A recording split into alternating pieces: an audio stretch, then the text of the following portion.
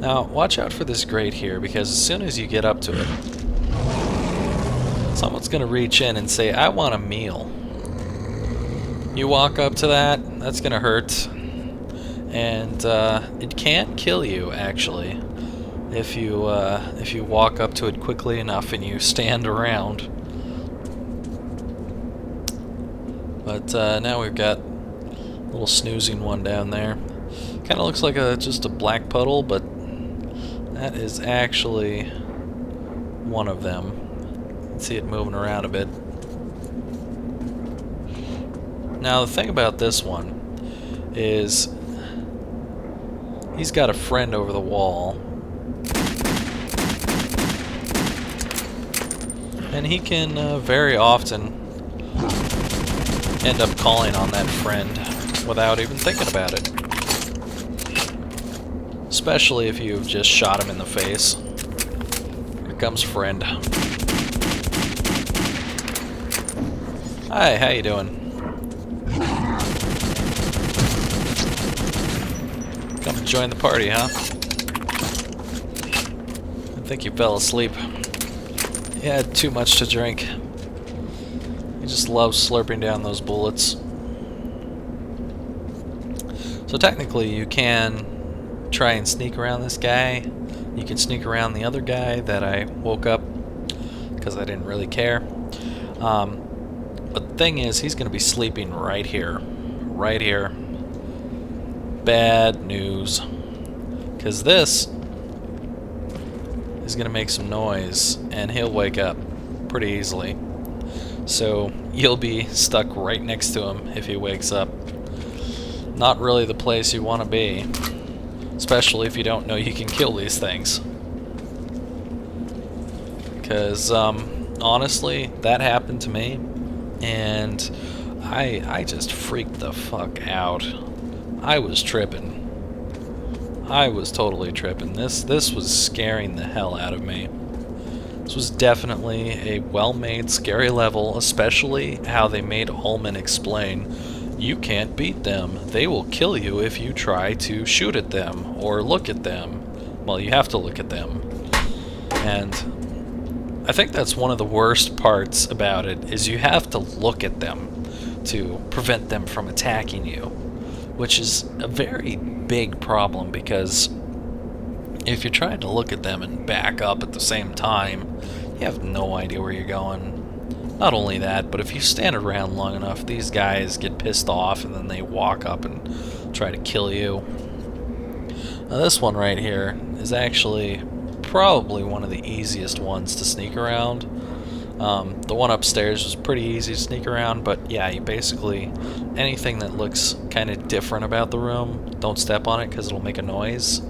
Like, even this crap right here will make a noise. Bones, noise, all that kind of stuff. If we grab some night vision goggles, we should be able to see things.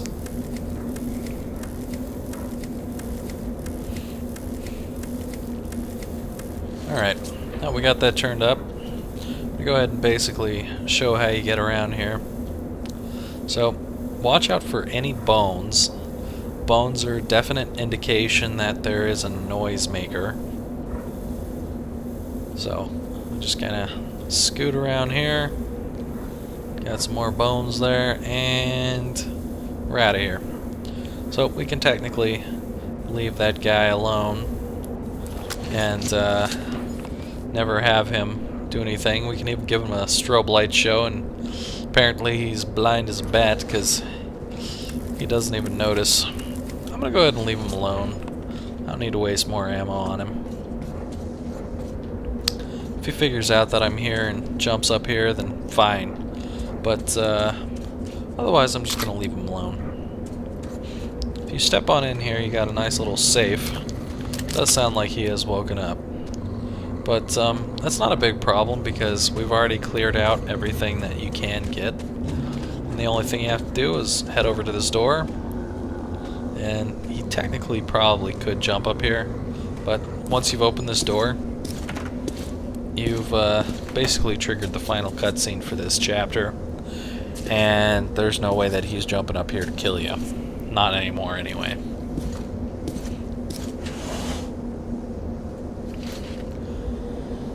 Honestly, I don't like how Artyom handles this, where he's trying to look for the D6 documents. Because he'll open a lot of these drawers, pull them out, let them fall, he'll find books, toss them aside, all that kind of stuff. What if someone else came here and was looking for something that was really important? Like maybe they had the cure for cancer in one of these drawers, and Artyom has just thrown it all around so no one can find it. Because the only thing that he's here for is his goddamn D6 document. Because he wants to blow some shit up. I mean, yeah, it's cool that you want to blow stuff up, but dude, why are you throwing that crap around? What if this stuff later on is important? I know I'm playing the Immoral playthrough right now, but even on the Moral playthrough, he still does the same thing. Pisses me off, honestly. I had found the D6 documents, Yeah, but no thanks Miller to how had you're not yet searching. returned. Without his help, I wasn't certain I could get out of the library alive, but everything depended on it. Getting out of the library at this point doesn't really matter, because Artyom does the work for you. Kind of creepy seeing that guy down that hall. It's like, dude, I want to get out of here. And this music. Ugh.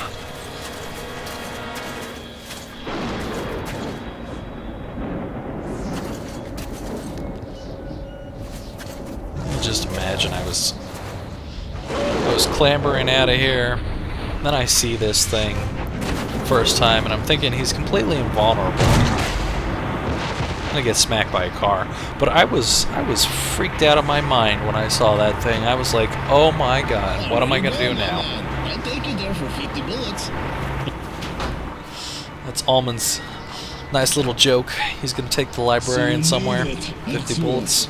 I had my doubts, to be honest. Did you find anything? I sure did. Okay, saddle up. По коням, ребята. So, where are we going? To church. Artyom, does the name Khan ring a bell? Yeah. Help us find you. I still don't know how you did it. Hey, how about some music? Sure, put it on.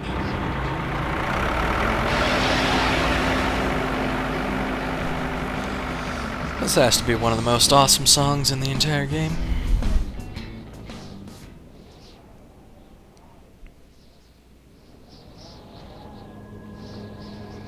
Here we are. This is the first, and so far the only, human outpost up here. Sparta's outdoor base. Look around. In the meantime, I'll check the documents you brought.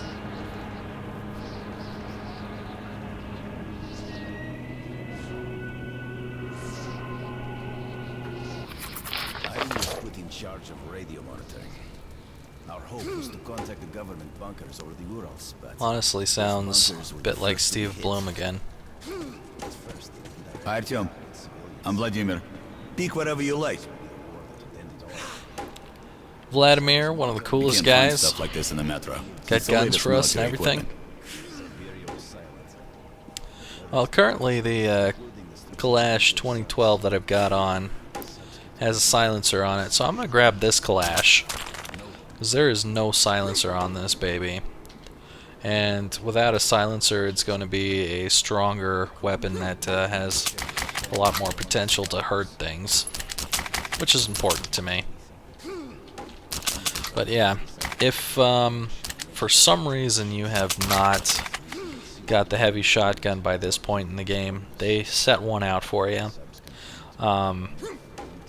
And if you haven't got the heavy shotgun by this point in the game, then you probably don't realize what you're missing out on at this point in the game.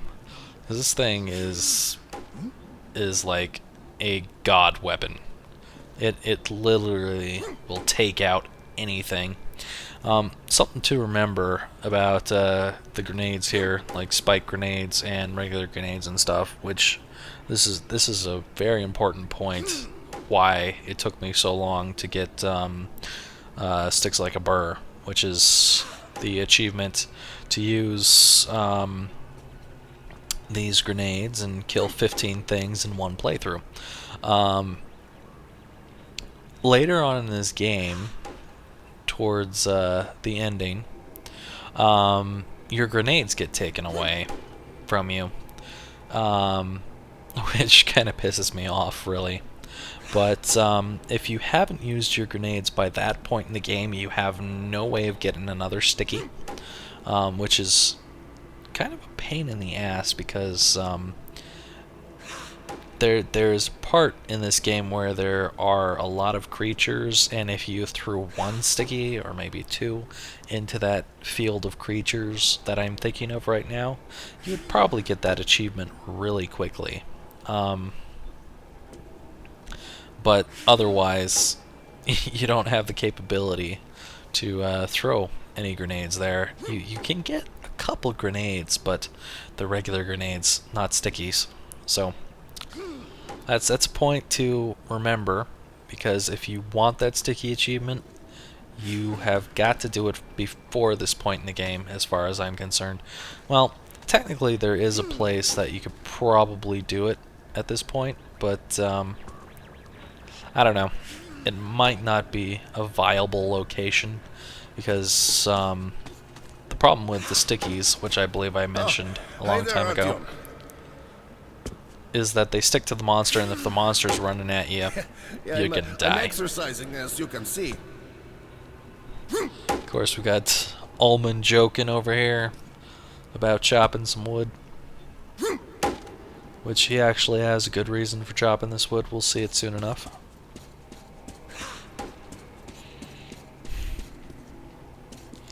Now we've got Khan over here, who is checking out the wall of deities and saints and other such.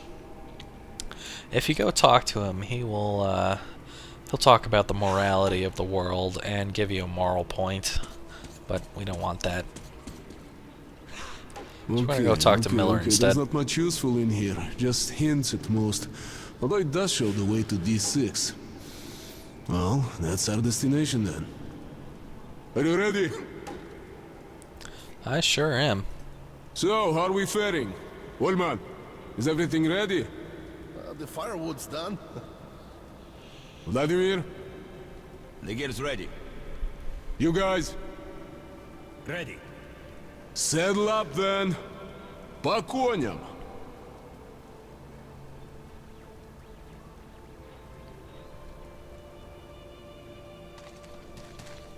It's the old church dungeon. Get in. Great. It's time to warm up at the stove.